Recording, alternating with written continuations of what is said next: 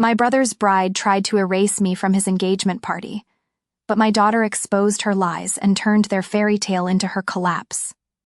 They say some moments never fade, like a tiny scratch on the heart that only becomes clearer the more you try to forget. For me, that moment was my brother's engagement party. The night I realized I'd never truly belonged to this family. Never been welcomed, never been one of them. It was an unusually cold April evening. The hotel ballroom sparkled with lights and laughter, glasses clinking in a rhythm I couldn't connect with. Everyone looked stunning in pastel gowns and sharp tuxedos. As for me, I wore a long-sleeved deep purple dress, plain and forgettable. I didn't want attention. I just wanted to stay in the shadows, like always.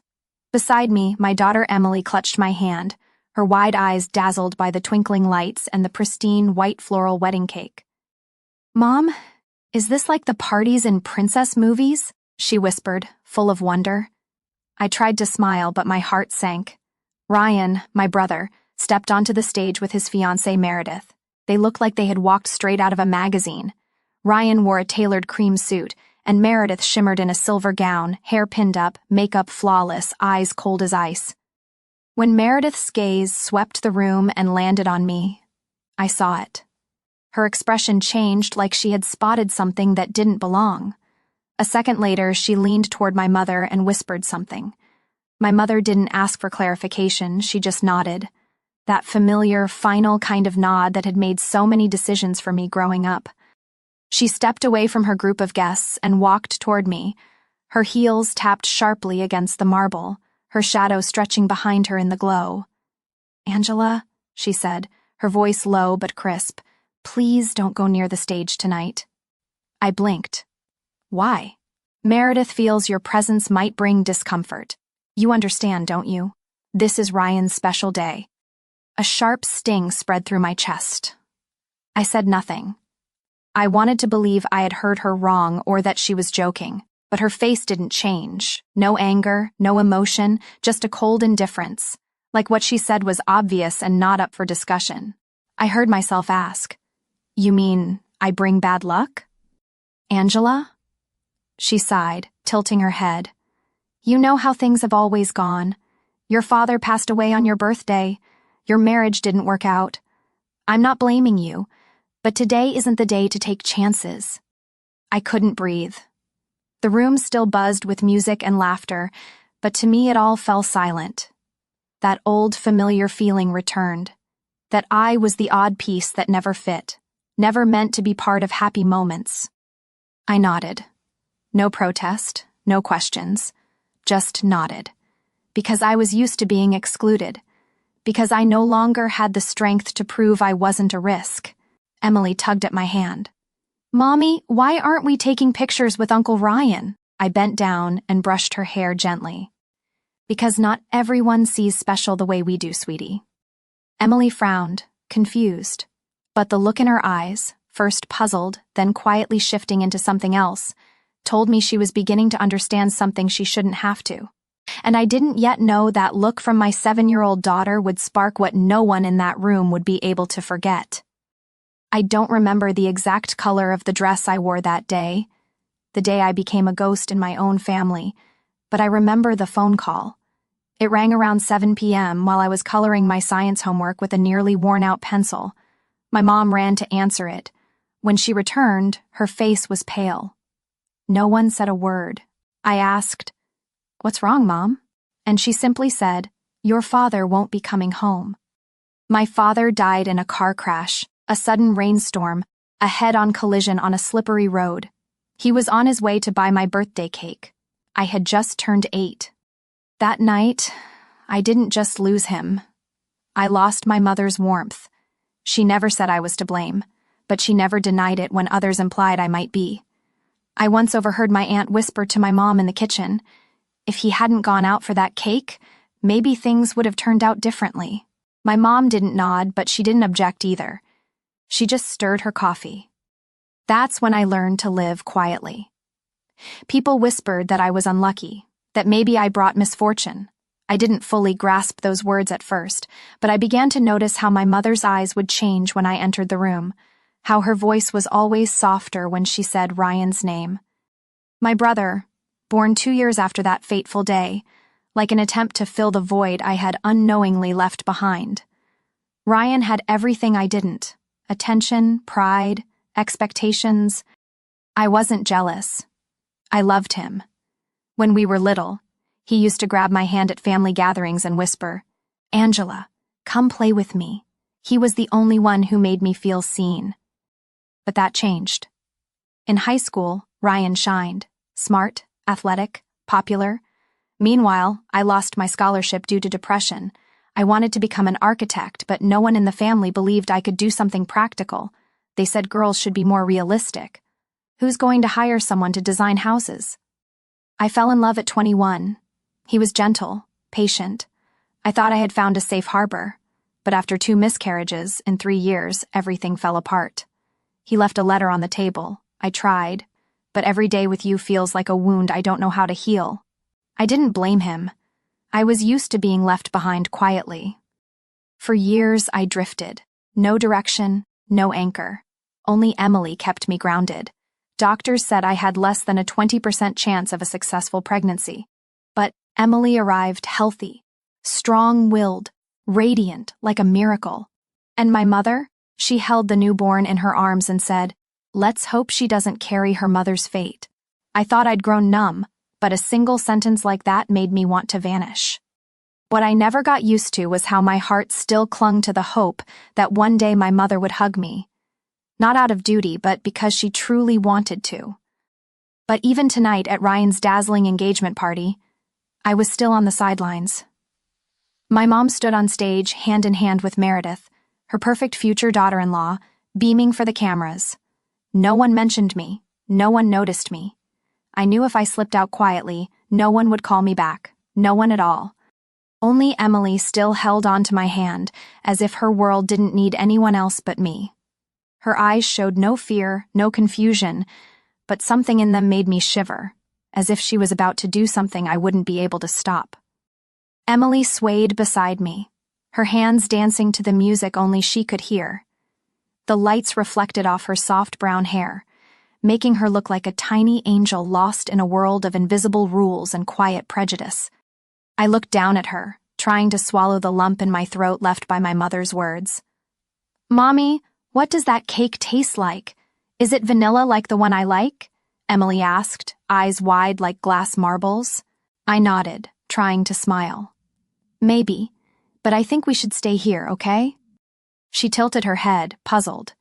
She didn't understand.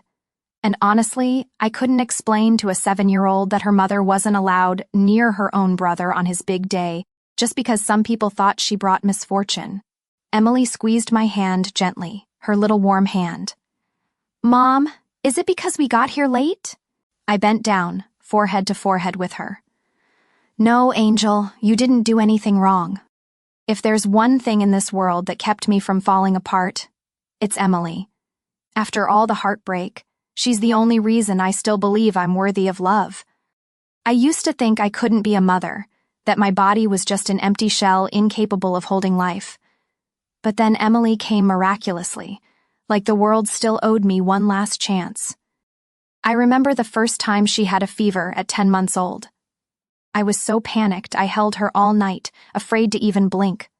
I was the one who sat by her bed after every nightmare, repeating the same fairy tale so many times I had every punctuation mark memorized just to help her fall asleep.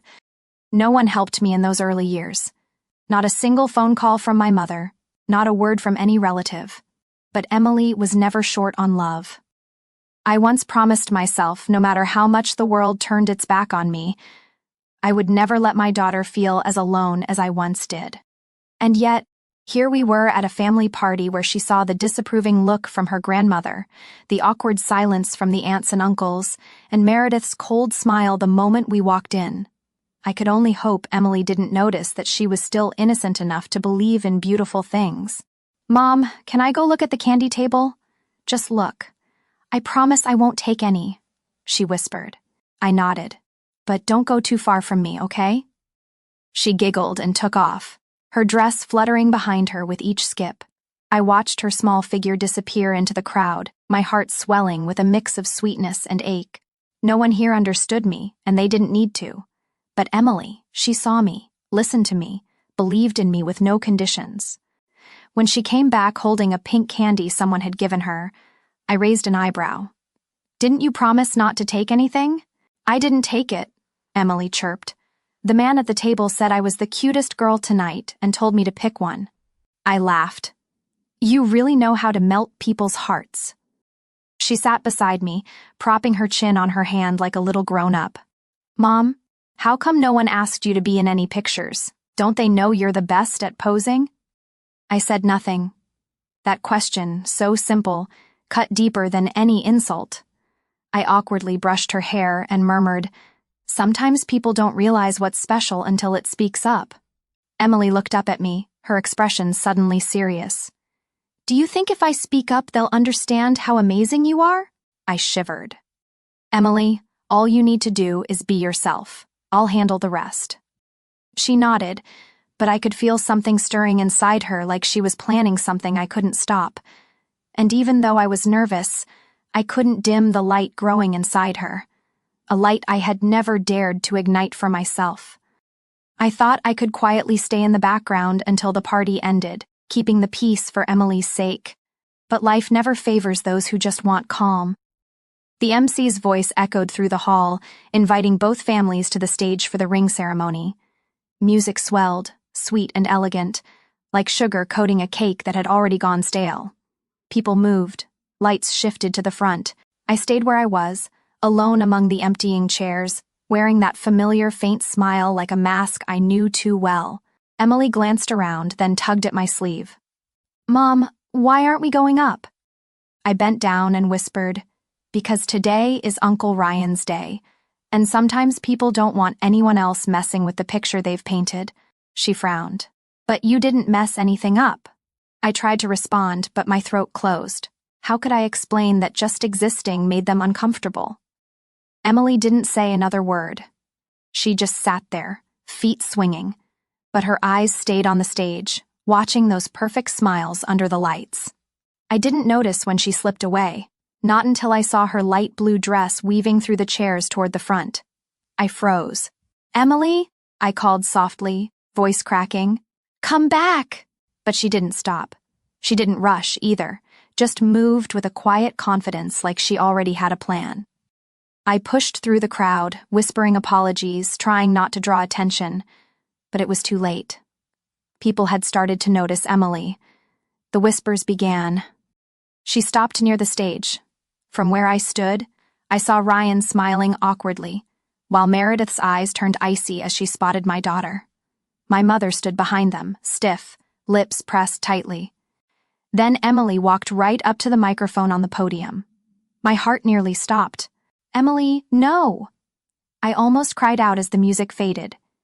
She had to stand on tiptoe to reach the mic. Someone moved to stop her but hesitated, maybe because of the strange calm in her 7-year-old eyes. "Excuse me," Emily said, her voice clear across the room. "I just want to say something." The hall fell silent like the air had been sucked out. Every eye was on her. I stood frozen, unable to move, unable to breathe. "My name is Emily, and my mom, she's the best person in the world." Murmurs broke out. Someone behind me gasped. "People say my mom brings bad luck," Emily continued without a single tremble. "But I don't think so. She takes care of me when I'm sick. She works hard so I can eat yummy food and read comics every night. She never yells, she just hugs me." I saw my mother squint slightly. Ryan looked confused. Emily turned to Meredith. "Miss Meredith, you shouldn't say things like that about my mom." Meredith froze. "I heard you tell Grandma Ryan's easy to control. Marrying him will be less of a headache, but you told everyone you love him." A collective gasp rippled through the room. A phone lifted, then another, recording. Meredith's face flushed red. Her lips quivered but said nothing. My mother looked stunned, panic in her eyes for the first time that night. Emily ended with a sentence that floored me. "If anyone thinks my mom doesn't belong here, they're wrong. My mom isn't bad luck. She's the luckiest thing in my life." Then she gently placed the mic down and stepped off the stage, small and steady in a room that had gone utterly silent. And I stood there speechless. For the first time in my life, I didn't have to defend myself. My daughter had done it for me in front of everyone. I don't remember what happened in those first few seconds after Emily left the mic. Maybe it was the sound of a camera shutting off. Maybe it was my heartbeat drowning out everything else. The room was packed, yet it felt eerily still, like the entire crowd forgot how to breathe at once. Emily looked back at me, eyes clear and steady. She returned before I could move, wrapping her hand tightly around mine. Her tiny fingers squeezed my palm as if to remind me, I'm not alone. On stage, Ryan hadn't moved. He was staring at Meredith, trying to make sense of who she really was. Meredith stood frozen, scanning the room like she was looking for an escape. But no one came to her rescue. She looked at my mother for help, but Mom just stood there, lips pressed tight, gaze shaken. Ryan pulled his hand away from Meredith's. You really said that? His voice was barely a whisper. Meredith still forced a smile, lips trembling. Ryan, it was just a silly comment. I didn't mean, Ebrick, is it true or not? Ryan interrupted, his voice firmer now. The room held its breath. Meredith froze. Then instead of apologizing, she crossed her arms. Who doesn't say silly things when they're tired? That kid doesn't know anything. She's just a child. Big mistake. Ryan's expression changed. His eyes darkened, jaw clenched. He stepped forward, paused, and slid the engagement ring off his finger without a word. Ryan, are you kidding me? Meredith rushed after him, reaching for the ring. You're ending everything over a child's words. No, he said firmly. I'm ending it because I stopped trusting myself a long time ago. I let others speak for my heart. But today, a 7-year-old reminded me who's always been there, who truly deserves respect. Then Ryan turned and walked straight toward me and Emily. My mom stepped out to stop him. Ryan, don't do this out of emotion. But Ryan didn't slow. He walked past her like she was smoke. No more hesitation, no more doubt. When he reached me, he paused, eyes red. Angela, he said, using my name for the first time in years. I'm sorry. I saw you, but I didn't have the courage to stand by you. I stared at him, throat tight, unable to speak. You did everything alone. Since Dad died, you took care of me, calmed my nightmares, listened to my high school heartbreaks. You didn't deserve to be cast out like this. And I owe you an apology. He hugged me. No words, just a tight, real hug. The kind that says a brother has finally come home. Emily stood beside us, smiling up at me. Then Ryan bent down and hugged Emily too. Thank you, Emily. You're braver than all of us put together. A small applause began from the far side of the room. I turned. Uncle Frank, my dad's younger brother, was smiling and nodding as if someone had finally said what he never dared to. The atmosphere in the room shifted. The people who once pretended not to hear began whispering. Some lowered their heads in shame. Others looked at Meredith with puzzled expressions. My mother took a step back, and for the first time her eyes met mine without the usual blame. Instead, there was confusion, maybe even a sense of being lost. I didn't know what would happen next, whether Meredith would cause a scene or my mother would try to restore order. But in that moment, I knew I was no longer alone, no longer the one left behind. I used to think I had to stay silent to keep the peace, to avoid making others uncomfortable. But Emily, a 7-year-old child, taught me that some truths, if left unsaid, will keep crushing us day by day. And today, that truth had been spoken. The entire room had heard it. No one could ignore it anymore. The next morning, as the first light crept through the curtains, I lay still with my hand resting on my forehead, as if the night before had been a dream. A wave of emotion so overwhelming I hadn't fully processed what had happened. Then the phone rang, soft but certain, pulling me back to reality. A message from Ryan. Hey, sis. I don't really know how to start, but I just want you to know I'm grateful. Grateful that you've always been there, even though I didn't really see it until yesterday. Thank you, and thank Emily, too. I read the message over and over, afraid the words might vanish if I blinked. A warmth spread through my chest, Not because of an apology, but because for the first time, I felt seen. Less than an hour later, I got a call from Uncle Richard, my dad's younger brother. His voice was warm, just like I remembered when he used to take me to the park after my father's funeral. "Angela, I just want to say I'm proud of you," he said plainly. "Last night I saw your father in you. Calm, brave, and never silent in the face of wrong. You did the right thing not just for yourself but for Emily. I think it's time this family learns what real love looks like." I couldn't find the words. He was the only one in the family who never called me a burden or a mistake. But for years, like most of them, he stayed silent. And now, he was the first to break that silence. That afternoon, while I was making lunch for Emily, the phone rang again. This time, the name on the screen made me freeze. "Mom." I stood still, finger hovering over the answer button. Part of me wanted to ignore it to avoid the confrontation. But then I thought of Emily's eyes last night, the strength in them that I had never been able to find in myself. I picked up. "Hello, Angela," my mother said. Her voice was the same. Not high, not trembling, but for the first time, it lacked its usual certainty. "I just wanted to ask if you and Emily got home okay." I blinked. "Yes, we made it back safely." A few seconds of silence. I could hear the clink of her teacup on the other end, an old habit of hers when she was unsure. I was thinking of stopping by, bringing some cookies for Emily. She still likes chocolate chip, right? Her voice softened just a little. Not quite an apology, but in a relationship fractured over decades, a call like this was already a long journey. I nodded, then remembered she couldn't see me. "So," I said quietly, "yes, I think Emily would like that." That evening, Emily and I lay on the couch, her head resting on my lap, holding her favorite stuffed bear. She looked up and asked softly, "Mom, are you sad Grandma didn't say sorry?" I paused for a moment, then smiled and brushed her hair. "I think sometimes people need more time. What matters is they've started to listen." Emily nodded, her eyes beginning to close. "I just want them to know you're the best mom in the world. They won't have to wait long. I'll tell them for you." I hugged her tight, feeling her steady little heartbeat against my chest, a quiet reminder.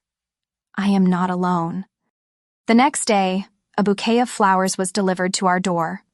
No name, just a small handwritten note. "For those who were once made to feel invisible, now it's your time to shine." I knew it wasn't a miracle. People don't change overnight.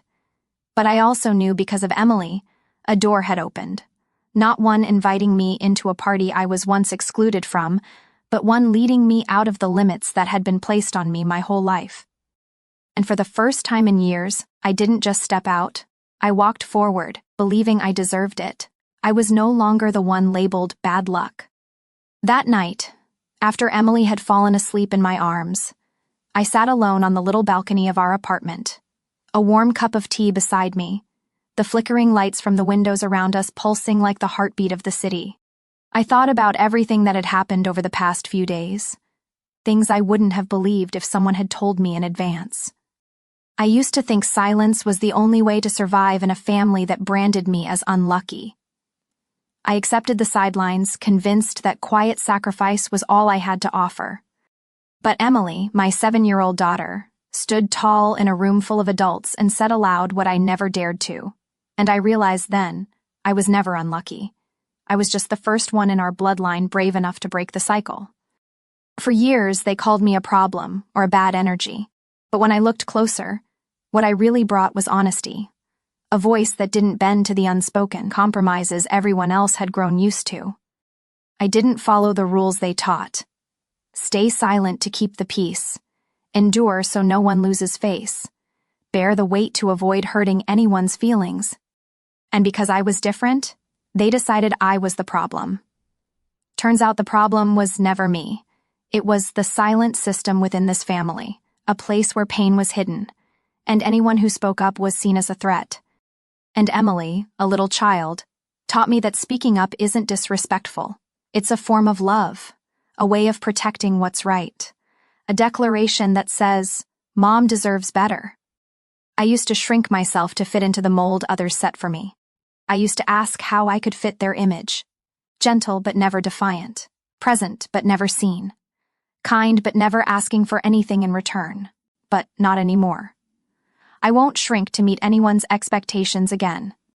I am Angela, a single mother, a woman who once stumbled, who was once dismissed, who stood in the shadows. But I'm also someone who got back up, who raised a child that knows how to love, how to be brave, and how to speak the truth. What took me over 30 years to learn, Emily understood at 7. I won't apologize for being different, because it's that difference, that refusal to conform to old expectations that set me free. Yesterday, Ryan sent another message. I've been thinking about taking some time off to travel for a few weeks. Maybe I'll start by visiting you and Emily, if that's okay. I smiled. This wasn't the distant Ryan anymore. This was a brother truly trying to reconnect. Not out of obligation, but out of real love. And the biggest surprise came just hours later when my mother sent a text. If you have time, I'd like to see you. Not to talk about anything big, just to sit with you for a while. Would that be all right? I didn't reply right away, not out of anger, but because I needed to be sure that if I went, I'd go as an equal. Not beneath, not apologizing for who I am. I closed my phone, stood up, and pulled the blanket over Emily. She was fast asleep, her cheeks still flushed from a day full of emotion. I whispered softly, knowing she couldn't hear. You rewrote my story, sweetheart, and I'll never let it repeat itself. I walked back to my room and opened my laptop. For the first time in years, I started writing not a resume, not a job application, not a complaint letter, but the first lines of a book about women who've been mislabeled and their journey to reclaim their true names. Angela's story isn't just about reclaiming her voice in a family that once dismissed her. It's a symbol for anyone who's ever been labeled, who stayed silent just to keep the peace. From being called bad luck, Angela stood up, broke the mold, and gave both her daughter and herself the right to be loved the right way. She learned that courage doesn't lie in endurance, but in speaking up for what's right, even when no one else dares to.